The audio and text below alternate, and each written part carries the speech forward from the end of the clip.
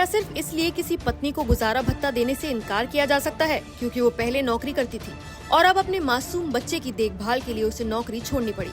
Delhi high court ने इस मुद्दे पर एक जबरदस्त टिप्पणी की है।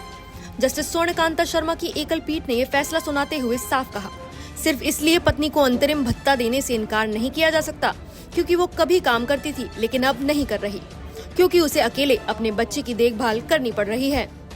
आपको पूरा मामला बताते हैं। दरअसल पति ने फैमिली कोर्ट के उस आदेश को चुनौती दी थी जिसमें उसे अपनी अलग रह रही पत्नी को अंतरिम भत्ता देने को कहा गया था। पति ने कोर्ट में कहा, पत्नी तो पढ़ी लिखी है, स्कूल में टीचर थी और ट्यूशन से भी 40,000 से 45,000 तक कमाती थी। पत्नी ने जवाब में कहा, अब मैं काम नहीं कर सकती क्योंकि मेरा बच्चा छोटा है और मैं अकेले ही उसकी देखभाल कर रही हूँ।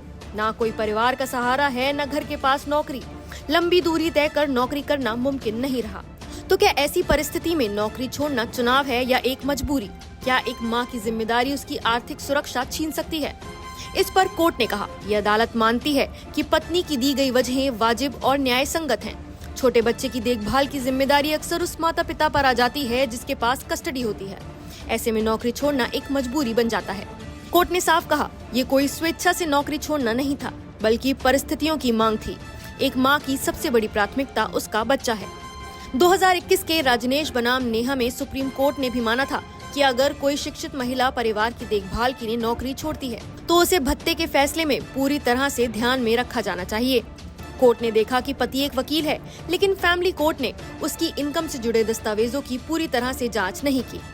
इस पर कोर्ट ने स्पष्ट किया, सिर्फ कमाने की काबिलियत होना और असल में कमाना दोनों में फर्क है और किसी महिला की संभावित कमाई नहीं बल्कि उस वक्त की वास्तविक आमदनी ही मायने रखती है।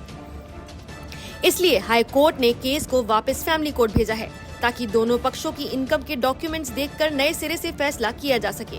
लेकिन तब तक क्या होगा?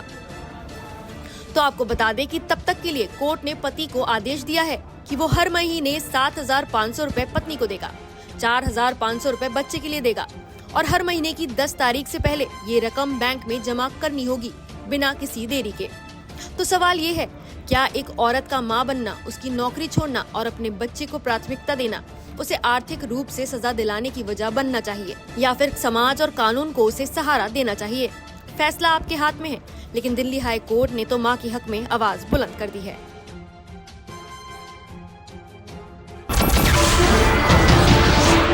नमस्कार, मैं हूं मानक गुप्ता। अगर आपको हमारा ये वीडियो पसंद आया हो तो इसे लाइक और शेयर जरूर करें और हाँ, हमें सब्सक्राइब और फॉलो करना ना भूलें ताकि आप देश और दुनिया की कोई खबर मिस ना करें। तो जुड़े रहिए हमारे साथ और देखते रहिए न्यूज़ 24।